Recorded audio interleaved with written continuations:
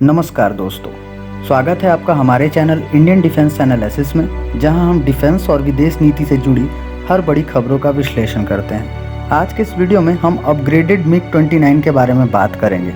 Indian air force के तरफ से हाल ही में राफेल अपग्रेडेड मिग-29 यानी मिग-29 यूपीजी और सुखोई 30 MKI की कुछ तस्वीरों को ट्विटर पर शेयर किया गया था, जिसमें इन सभी फाइटर जेट्स को ईस्टर्न लद्दाख में भारत चीन सीमा के पास उड़ाया जा रहा था।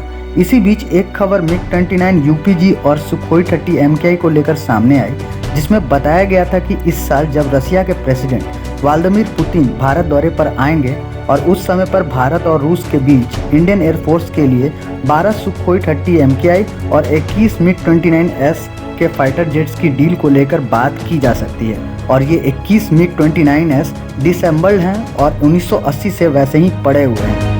इनको यूपीजी स्टैंडर्ड पे अपग्रेड किया जाएगा और इंडियन एयरफोर्स की घटती हुई फ्लीट में कुछ बढ़ोतरी होगी इसके शामिल होने के बाद। मिकोयन मिग-29 एक twin engine jet fighter aircraft है, जिसे डिज़ाइन सोवियत यूनियन ने किया है। वहीं इसे मिकोयन डिज़ाइन ब्यूरो द्वारा डेवलप किया गया था सन 1977 में।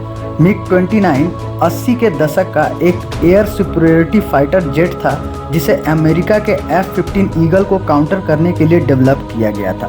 मिग-29 को 1982 में पहली बार सोवियत एयरफोर्स में शामिल किया गया था। वहीं भारतीय वायुसेना में इसे 1985 में शामिल किया गया था।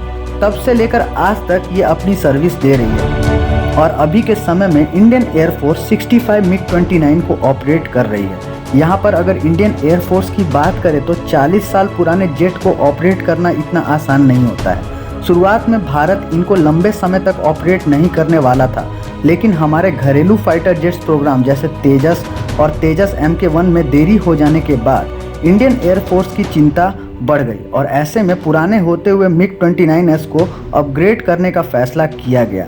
वहीं अगर मिग-29 यूपीजी फाइटर जेट्स के बारे में बात करें तो इसमें बहुत से अपग्रेड किए गए हैं। अपग्रेड की बात करें तो मिग-29 यूपीजी में नए एवियोनिक्स किट, नया फेजरट्रॉन का ज़्यूक M radar, beyond visual range weapon system, new glass cockpit, new navigation system, helmet mounted site, engine upgradation और मिड एयर रिफ्यूलिंग जैसे और भी कई अपग्रेड्स किए गए हैं। इंडियन यूपीजी वर्जन दुनिया के बेस्ट एडवांस्ड मिग-29 वेरिएंट है, ये कहना है director general of MiG Sergei Kastrov का।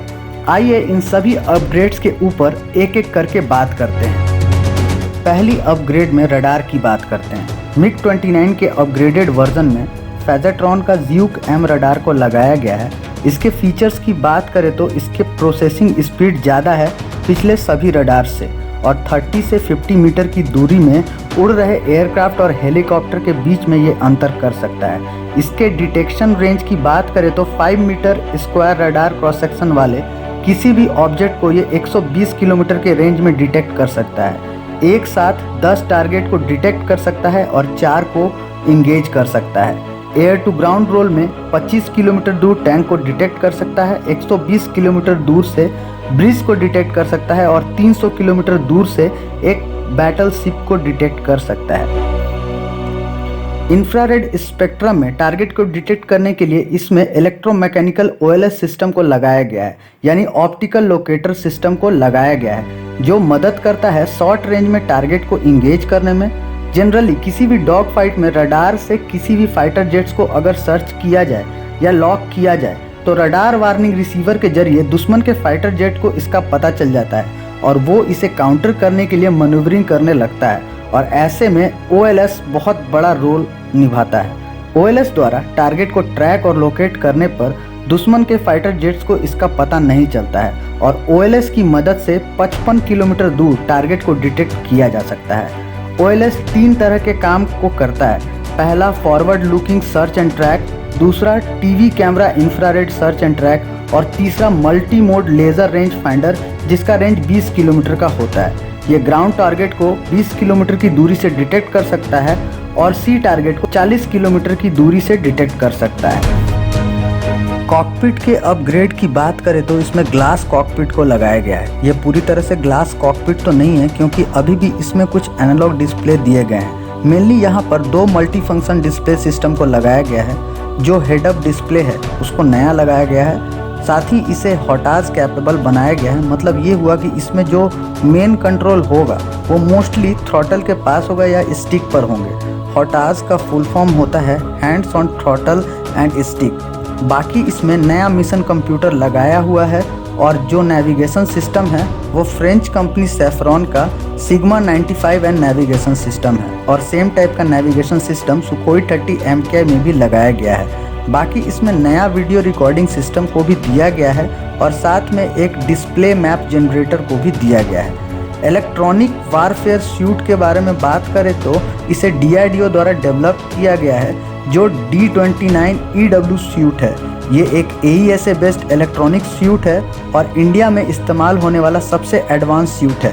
इस पूरे इलेक्ट्रॉनिक सूट में laser warning receiver, radar warning receiver और मिसाइल अप्रोच वार्निंग सिस्टम होते हैं। ये इलेक्ट्रॉनिक सूट इन सभी डाटा को मेन कंप्यूटर में लगातार भेजता रहता है और उसी के हिसाब से अलग अलग सिचुएशन को हैंडल करने की क्षमता ये हमारे पायलट को प्रदान करता है।